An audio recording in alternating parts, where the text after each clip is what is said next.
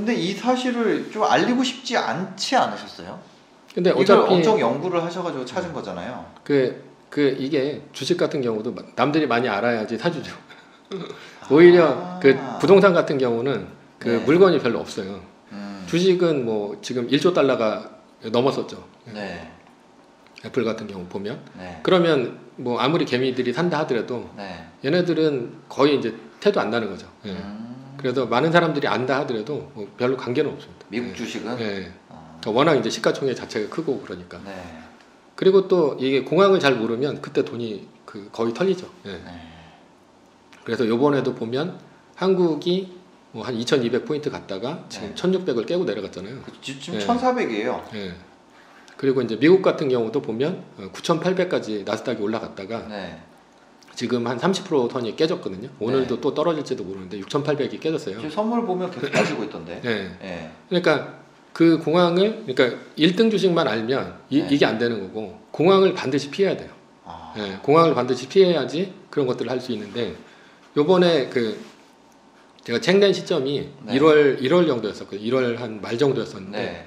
그 2월 24일인가 26일인가 그때 마이너스 3%가 떠서 만약에 책을 먼저 본 사람들은 아마도 이 공항을 먼저 피했죠. 예. 이 책을 보고 네. 믿은 사람들은 그렇죠. 책을 샀어도 보고 그렇죠. 안 예. 믿은 사람들은 예. 근데 이게 너무 단순해서 예. 그러니까 매우 명쾌한 기준이잖아요. 예. 대부분의 이제 뭐라 그러지 이코노미스트들 예. 예, 그런 분들이 이런 얘기를 안 하잖아요. 예. 그리고 그 대가들도 이런 얘기를 안 해요. 안 하죠. 예. 그러니까 대가들은 주로 이제 리밸런싱을 하거든요. 네, 이 사람들은. 그러니까 예를 들어서 뭐 워렌 버핏이다 이런 네. 사람들은 주로 이제 현금을 확보를 해요. 많이 올라가면. 네, 네, 그리고 예를 들어서 연금 펀드다. 뭐 네. 노르웨이 국부펀드라든가 네. 아니면 테마섹이라든가 이런 애들은 주식을 70%, 채권을 한 30%를 갖고 있어요. 네. 평소에.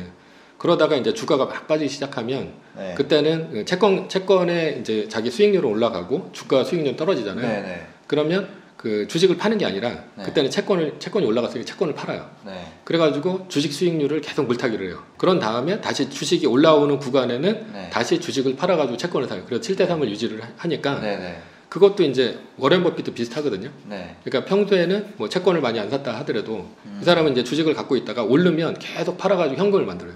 현금을 만든 다음에 그 버크셔 해서웨이 주식 같은 경우도 보면 2008년도에 50% 이상이 빠지거든요. 네. 그러면 그때 자기 그 현금 갖고 있던 것들을 이제 버크셔 해서웨이 주식을 사면서 물타기를 들어가는 거죠. 그래서 다시 올라오게 되면 그때는 이제 수익률이 굉장히 커지는 거고 다시 굉장히 높아지면 또 팔면서 현금 확보를 해놓고 네. 계속 리밸런싱을 해요. 근데 그 사람이 이런 식으로 만약에 안다 하더라도 절대 할 수가 없어요. 왜냐하면 마이너스 3%가 떴을 때 다 팔아버리는 건 개인밖에 못합니다. 기관도 못하고 연금펀드도 못해요. 만약에 그러면 시장에 어마어마한 충격이 오거든요. 운영 매니저를 뽑을 거 아니에요. 그 네. 매니저한테 너 왜 팔아야 되냐 이러는데 마이너스 3%가 떠서 팔아야 됩니다 이러면 그럼 이제 설득도 못하고. 그러니까요. 예. 예. 그러니까. 그리고 또 샀다 팔았다 자꾸만 하면 그 사람 잘리죠. 그죠, 그죠. 네. 그러니까 운영을 좀 잘못한다 이렇게 해서. 아, 그래서 이제 주식의 대가들도 이런 네. 식으로 만약에 분석을 했다 하더라도 네. 얘기를 못하죠. 왜냐하면 그렇게 개미들이 움직이는 순간 네. 그러면 주식 시장은 이제 급하게 빠지고 자기들은 이거를 이제 회복해야 되는데 회복하는 이제 기간이 굉장히 길어지는 거죠.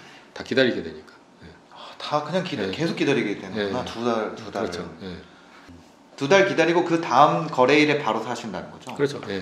그럼 이게 2달이라는 게 44거래일을 기다리시는 거예요? 아니면은 계장? 그렇죠. 예, 44거래일 정도 되죠. 예. 계장 그러니까, 일수로. 예. 그러니까 계장 일수로 보진 않고 그냥 그냥 한 달, 월로? 두 달, 예, 월로. 월당 마이너스 3%가 안 뜨면 이제 네. 2달 기다렸다가 다시 사는 걸로. 그리고 최근에 이제 제가 네. 발견한 거는 네. 그러니까 1987년도 블랙 먼데이하고 네. 그다음에 2008년도 금융위기하고 네. 그러니까 2달이 생각보다 굉장히 길어요. 그러니까 지금 3월달에 이렇게 마이너스 3%가 너무 많이 떠가지고 네. 이제부터 이제 4월, 5월을 기다려야 되는데 네. 현금을 갖고 있으면서 2달 기다리기가 너무 힘들거든요. 네. 그래 중간에 또 마이너스 3% 한 번 더 뜨면 또 한 달을 또 기다려야 돼요. 네. 예. 근데 그게 이제 바닥 찍었다가 올라오게 되면 그때부터 V자 반등으로 엄청나게 올라와 버리거든요. 네. 그러면 자기는 거의 똔똔에 타는 거예요. 그러니까 잃지는 않았지만 네. 굉장히 바닥에는 못 사는 거죠. 그러니까요. 바닥에 못 사서 이 변동성 네. 큰 구간을 그냥 버리는 거잖아요. 그렇죠. 이 전략의 핵심은 이 상승 변동도 크고 하락 변동도 큰 구간을 그냥 다 버려버린다는 거잖아요. 그렇죠. 근데 이게 내가 심리적으로 봤을 때는 이제 얘네가 반등 올라올 때 빠르게 올라오는 거를 내가 다 잃어버리는 것 같은. 맞아요. 50% 빠졌는데 50%가 한 달 만에 올라오는 거죠. 그러면 한 달은 아니지만 그게 한 4, 5개월 이렇게 올라오거든요. 그렇게 되면 이 사람들이 이제 불안한 거죠. 초기 반등은 내가 계속 다 놓치고 있으니까. 다 놓치고 있으니까. 그래서 이제 저는 그거를 이제 말뚝박기라고 하는데 뭐냐면 지금까지 공황을 분석해봤을 때, 그러니까 마이너스 30% 구간, 그리고 마이너스 50% 구간, 마이너스 70% 구간이 있어요. 그래서 마이너스 30% 구간에 자기 자산의 한 10% 정도를 투자를 해요. 그 떨어져도 올라도 그냥 갖고 있는 거죠. 그리고 뭐 50% 구간도 자기 10%를 또 투자를 하는 거죠. 그래서 떨어져도 올라도 그냥 갖고 있는 거죠. 그렇게 되면 이거는 V자 반등이 일어났을 때 마이너스 3%가 근데 어차피 이게 그 세상이 망하지 않으면 올라오게 돼 있어요. 그때는 이제 세계 1등 주식을 사는 건데 그때는 지금 얼마 전에 이제 30%였거든요. 그래서 30%대 그냥 사는 거예요. 떨어져도 할 수 없이 떨어져도 그냥 갖고 있는 거고 언젠간 올라가겠지. 요거를 먹으려고. 그렇죠. 30% 구간을 먹으려고. 그러면 이제 그때는 어느 정도 그게 그 해도가 되죠. 그러니까 매뉴얼을 지키되 그 매뉴얼을 완벽하게 지키면 그 잃지는 않지만 얻는 것도 그렇게 크진 않죠. 근데 그거를 30% 구간에 자기의 10%를 집어넣는 거예요. 근데 사람들이 그게 어느 정도가 그 들어갔을 때 그 자기 재산이 날아가는 거를 그러니까 그 계산을 안 해보다 보니까 굉장히 위험하다고 생각을 해요. 그러니까 지금도 30%까지 빠졌는데 이거 50%까지 빠지면 다 날아가는 거 아니야 이렇게 생각을 하는데 자기 자산의 10% 정도만 집어넣으면 그러면 얘가 50% 구간까지 빠졌을 때 50% 구간까지 빠졌을 때 제가 계산을 해보니까 20%가 빠질 거잖아요. 그리고 10%에 대해서 20%가 빠진 거니까 그게 2.87% 이 정도 빠져요. 그러니까 1억이면 자기가 1,000만 원을 집어넣고 그다음 50% 구간까지 빠지면 2.87만 빠지는 거예요. 한 280만 원. 그죠. 287만 원인가 그렇게 빠져요. 그러니까 큰 부담이 없는 거예요. 원래가. 근데 이제 이 계산을 안 해보면 이거 되게 많이 빠지는 거 아니야? 라고 생각해서 못 들어가는 거죠. 50%대도 10% 더 넣고. 그렇죠. 그러면 70%대 또 넣나요? 그러니까 50%대까지 빠져서 들어갔다 그러면 일단 2.87이 빠졌잖아요. 근데 50%에 또 10%를 또 집어넣어요. 그러면 그때부터 70%까지 만약에 빠졌다. 최악의 경우. 빠지면 그때는 몇 프로냐면 8.67% 그 정도 빠져요. 계산을 해보면. 그 둘 다 합쳐서. 그러면 한 860 정도가 날아간 거죠. 근데 이제 70%까지 빠졌잖아요. 그러면 70% 이하까지 빠진 게 그 닷컴버블하고 그 대공황 정도밖에 없어요. 그렇게 되면 저는 이제 70% 같은 경우는 더 이상 빠질 데가 없다라고 생각을 하고 그때는 이제 전체 올인하는 게 더 낫다. 오히려 나머지 80%를 달러로 갖고 있다가 그때 전부 올인을 하면 오히려 큰 부자가 될 수 있는 기회가 열린다. 이거 다 1등 주식으로 한다는 거죠. 근데 그렇죠. 마이너스 30%, 마이너스 50%, 마이너스 50% 구간에서도 1등 주식이 있을 거고 마이너스 30% 구간에서도 1등 주식이 있을 건데 계속 1등 주식만 가지고 이걸 한다는 거잖아요. 그렇죠.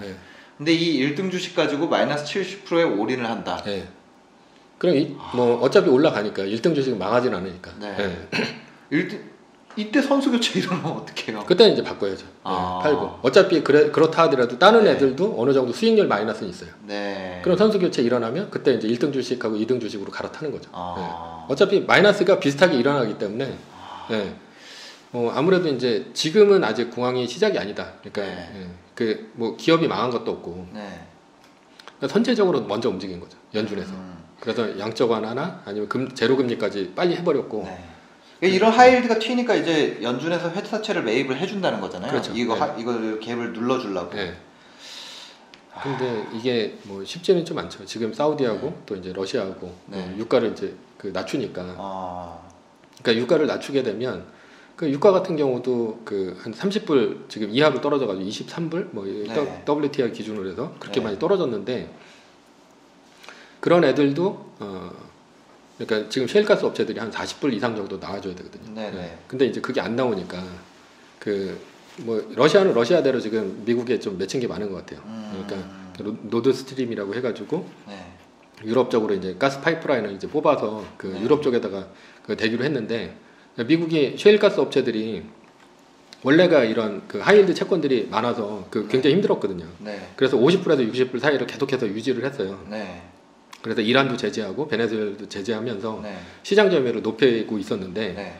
러시아가 이제 그 더 이상 감산을 못하겠다. 그러니까 이제 지금 사우디가 자기네들을 그냥 증산을 해버리겠다. 이렇게 되면서 그냥 30불 이하로 그냥 떨어져 버렸죠. 그래서 네.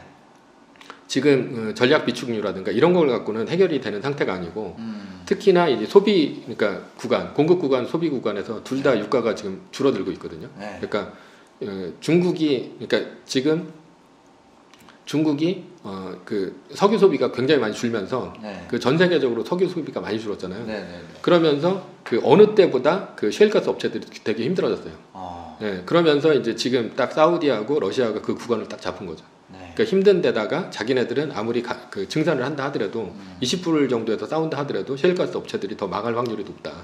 이렇게 보니까 하이힐드 그 스프레드가 줄어들지 않고 계속해서 올라오는 거죠. 근데 언젠가는 방해해야 돼요.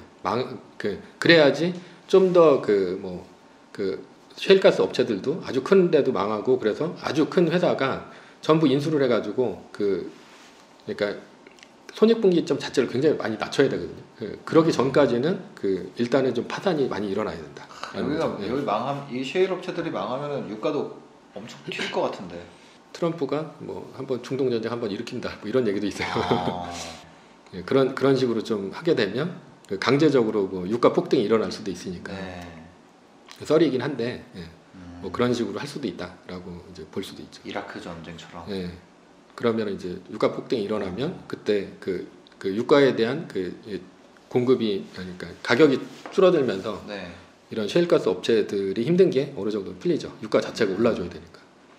근데 사우디나 러시아, 사우디 같은 경우도 한번 이렇게 방향을 잡으면 3년 뭐 이 정도 이상은 계속해서 전쟁을 벌이니까 네.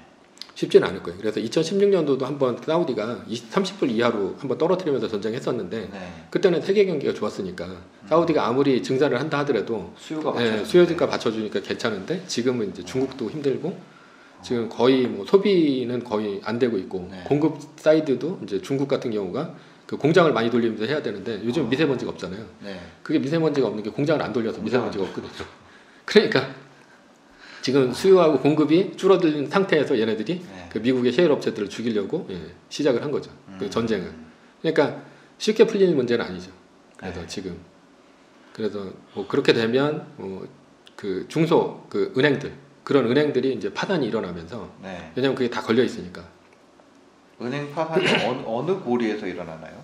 그러니까 이제 그런 셰일가스 업체들한테 돈을 많이 빌려주는 은행들 그런 데들 먼저 이제 파산이 일어나겠죠. 네. 셰일가스 업체들도 파산이 많이 일어나고. 네.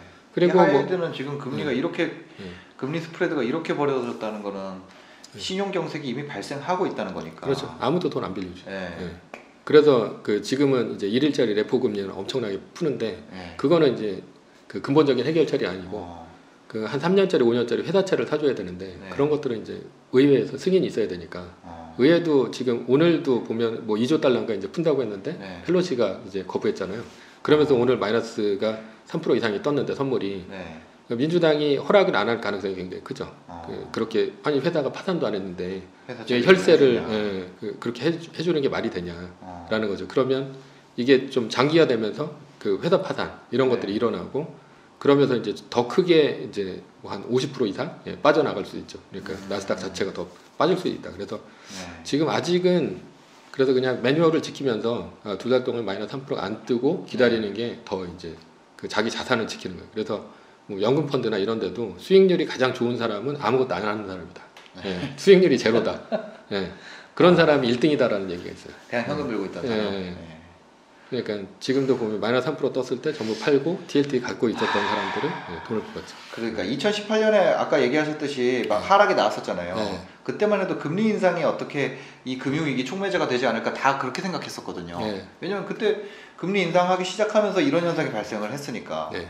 그래서 금리를 선제적으로 내려서 이번 위기는 그냥 이렇게 넘어갔나 보다 그렇게 생각했는데 코로나랑 유가가 이렇게 돼가지고 이럴 줄이야. 그래서 2018년도도 그 10월 10일 날 이제 마이너스 4% 이상이 뜨면서 시작하거든요. 네. 그때 팔았으면 그 2월 4일까지 가요. 그러면 그때는 거의 돈돈으로 다시 삽니다. 떨어진 구간을 그냥 지나가고 TLT를 샀으면 한 10% 정도 벌었어요. 그때는. 그리고 그 이제 연준 의장이 그 금리 동결한다. 그게 이제 1월 3일날 마이너스 3%가 뜨고 네. 그러니까 그 전날 뜨거든요. 네. 그러니까 연준 의장이 또 이제 뭐라고 그 얘기할지를 모르니까 네. 그때 이제 변동성이 굉장히 커지면서 마이너스 3%가 떴는데 다음 날 동결한다 그러면서 이제 4% 이상이 올라가요. 그러면서 그 다음서부터 이제 V자 반등. 네. 예, 그래서 한 달 동안 20% 빠졌던 게 다 올랐어요. 그러니까 그것도 어떻게 보면 20% 구간에 말뚝박기를 했다면, 예.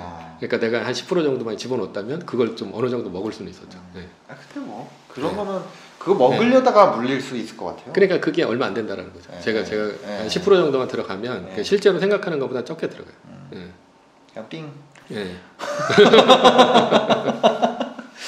네. 완전히 트레이딩 관점에서 이렇게. 그리고 아직 안 시작했으면 일단은 그 좀 매뉴얼을 지키면서 자기 재산을 지키는 게 제일 좋다. 지금 너무 성급하게 빨리 들어간다기보다는 그 이제 그때 완전히 그 어느 정도 해소한 다음에 들어가더라도 그때서부터는 굉장히 많이 오르거든요. 네. 그러니까 2009년도 같은 경우도 3월달에 이제 그 바닥 찍고선 거의 한 10년 이상을 올랐으니까 네. 너무 성급하게 생각하실 필요 없이 조금 이 상황이 지나간 다음에 들어가시면 그 뭐 진짜 매일같이 오르는 그런 이제 장을 발견하실 수 있을 것 같습니다. 네, 오늘도 긴 영상 봐주셔서 감사하고요. 행복한 하루 되시기 바랍니다. 감사합니다. 감사합니다.